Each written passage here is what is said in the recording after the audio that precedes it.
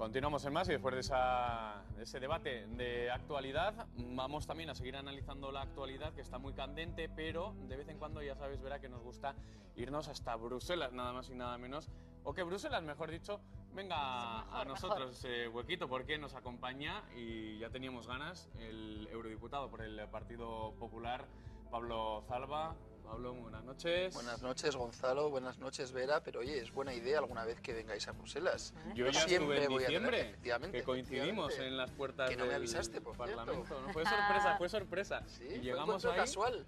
donde pues, para pasar la seguridad y tal, y de repente nos encontramos y este chico me suena, este también. Mira. Sí, ¿En serio? sí, sí. Efectivamente. Bueno, la verdad es que es todo un mundo eso de Bruselas. Cuando uno llega allí se da cuenta del importante trabajo que se hace en el Europarlamento. Enorme, y de eso vamos a hablar, porque además las decisiones económicas que se están adoptando en Europa, con una cumbre a las puertas, adelantada del lunes al domingo, parece que hay prisa por ajustar muchas cosas, y de eso queríamos empezar a hablar, de esa cumbre trascendental. Dicen ya últimamente todas las cumbres son definitivas, importantísimas para el futuro de los millones de europeos. No sé si coincide el eurodiputado con nosotros en que a lo mejor es ya demasiado, ¿no? Que todas las cumbres son la cumbre de las cumbres, podríamos decir. La verdad que quizá eso es verdad, que estamos creando siempre demasiadas expectativas en estas cumbres, pero lo que es evidente es que estas cumbres son todas importantes, en todas hay avances significativos y en todas se toman decisiones que afectan a los 500 millones de europeos y decisiones que son trascendentales para salir de esta situación en la que nos encontramos. También puede ser porque estamos llegando a un punto, ¿no?, con todo el tema de la crisis, del desempleo, etcétera, etcétera, en todos los países europeos, que se ve como agua de mayo, ¿no? Como difícil. Y efectivamente esta cumbre se va a centrar sobre todo en el crecimiento y el empleo. Yo creo que en las cumbres anteriores nos hemos centrado excesivamente en las cuestiones de austeridad, del déficit, que eran necesarias, no me malinterpreten.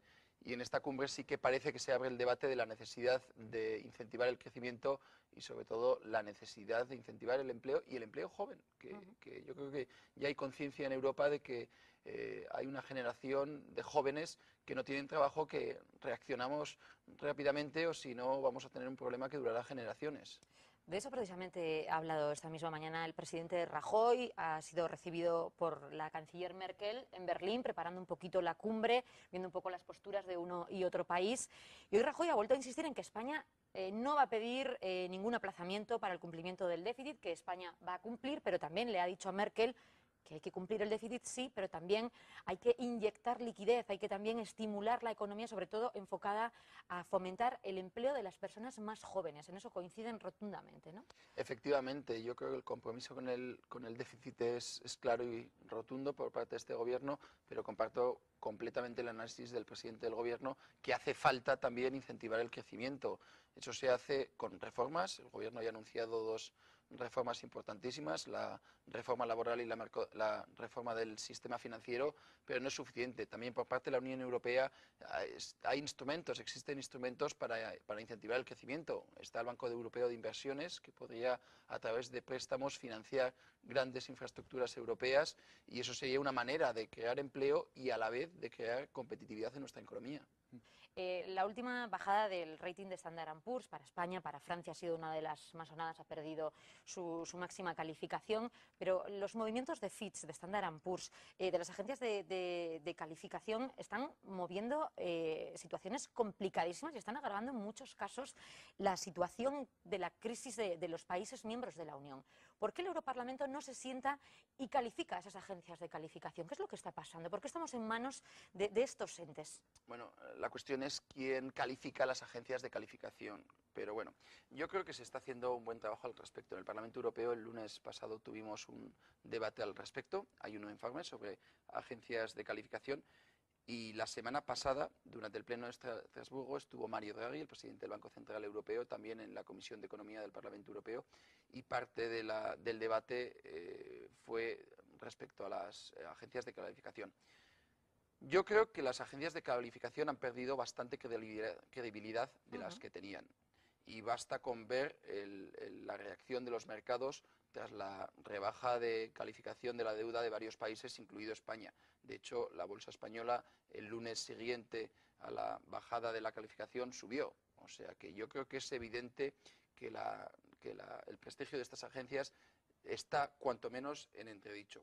También no hay más que ver que, por ejemplo, en la quiebra de Lehman Brothers, los ratings que marcaban esas agencias eran buenísimos. Efectivamente. Ninguno identificó ese problema, ¿no? Además, por parte del Banco Central Europeo, de su presidente de Mario Draghi, y en plena coincidencia con el Parlamento Europeo, con la Comisión de Asuntos Económicos del Parlamento Europeo, hay cuanto menos ya dos conclusiones al respecto. Primero, que hay que aumentar la competencia en el sector de las agencias.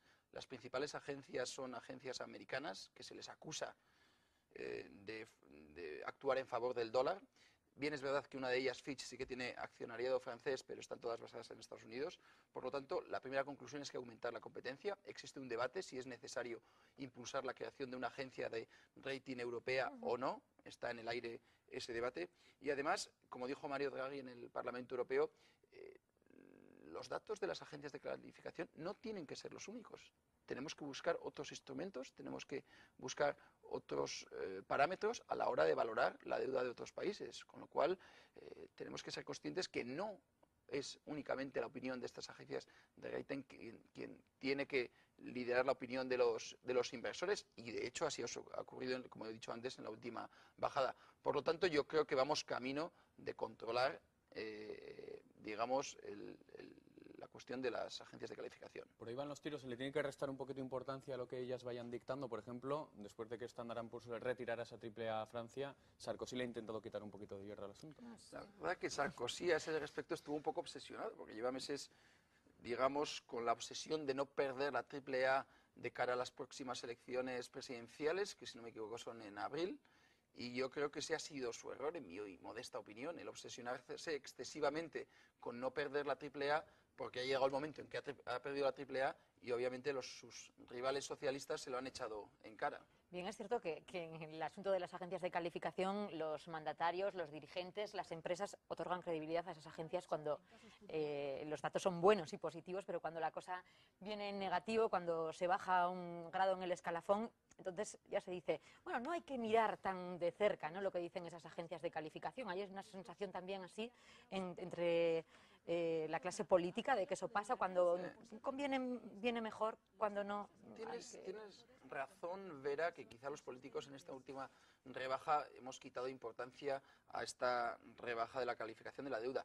Pero me vuelvo al principio, los mercados también han reaccionado de manera similar, en este caso a los políticos, y han, digamos, omitido bastante en cuanto a subidas o bajadas, han obviado bastante el resultado de la rebaja de las agencias de calificación. Con lo cual, en este caso, yo sí que creo que hay una tendencia a una pérdida un poco de la credibilidad de las agencias de calificación.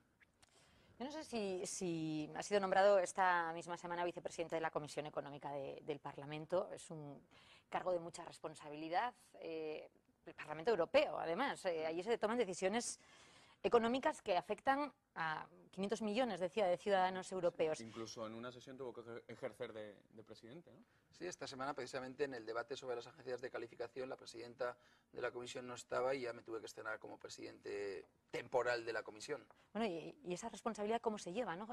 Trabajar con unos asuntos que parecen muy lejanos, pero que finalmente el peso que está teniendo la Unión Europea, la eurozona, en todas las decisiones que se están tomando en los países miembros, es infinito, por decirlo de algún modo, ¿no? Bueno, la verdad es una responsabilidad importante y también es un orgullo, sobre todo porque mi predecesor era José Manuel García Margallo, que en el Parlamento en cuestiones económicas ha sido siempre mi maestro y ahora, como todos ustedes saben, es ministro de Asuntos Exteriores, con lo cual, en primer lugar, es un orgullo sustituir a mi amigo José Manuel al frente de la vicepresidencia de la Comisión de Asuntos Económicos, y efectivamente, Vera, es una responsabilidad importante, pues porque los próximos meses van a ser meses complicados, van a ser meses en los que se van a tener que tomar importantes decisiones y esas decisiones se van a tener que debatir en la Comisión de Asuntos Económicos, así como obviamente en los parlamentos nacionales, con lo cual van a ser meses cuanto menos complicados y de mucho trabajo. Para que la gente está en sus casas pueda un poquito darse cuenta qué ambiente se respira cuando uno va a esas comisiones, porque tal con la que está cayendo.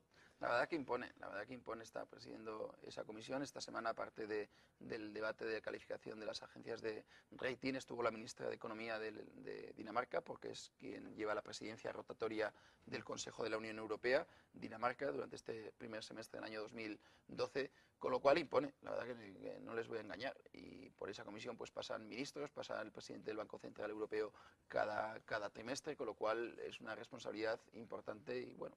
¿Y por esa comisión ya no pasa la sombra de la desaparición del euro? ¿Se habla también esto en Bruselas? Porque hace unos meses se habló mucho, ¿no?, del crack de la moneda única, de qué podía pasar si el euro se venía abajo, cuál sería el futuro de Europa. Esto parece que ya se ha despejado, ¿no?, esta incógnita de que hay una apuesta por mantener la moneda única y por evitar que el colapso del euro colapse el sistema de funcionamiento de todo el continente, ¿no? Sí, la verdad que gracias a Dios ese debate ya ha desaparecido. Yo creo que vivimos momentos difíciles, sobre todo la segunda mitad del año pasado, pero el último consejo, el celebrado en el mes de diciembre en Bruselas, fue un consejo definitivo. Yo creo que ahí mandamos un mensaje político claro de que el euro no tiene marcha atrás, de que el euro jamás desaparecerá, y parece ser que los mercados se han creído la apuesta, con lo cual hay que seguir trabajando en esta dirección para mandar mensajes claros a los mercados. Hoy Mariano Rajoy ha dicho que obviamente que España va a seguir apostando por el euro.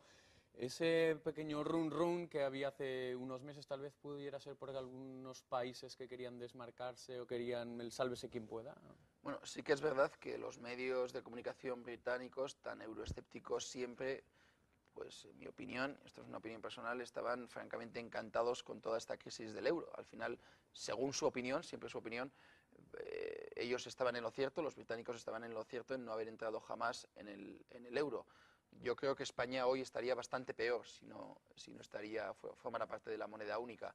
Con lo cual, yo creo que esa rum que decías de que parecía de que la moneda única estaba en peligro era un mensaje sobre todo enviado interesadamente por parte de algunos medios de comunicación británicos, incluidos el famoso Financial Times.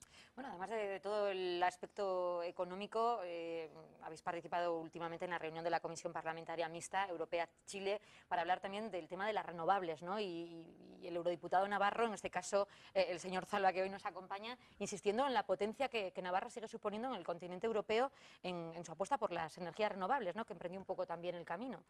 Efectivamente. ¿En qué más se puede trabajar en este sentido? Esta semana se ha celebrado la Asamblea Parlamentaria Unión Europea-Chile y nos han visitado en Bruselas una serie de diputados y senadores chilenos, y una de las ponencias era precisamente sobre la colaboración en energías renovables, y la parte europea la encabezaba yo.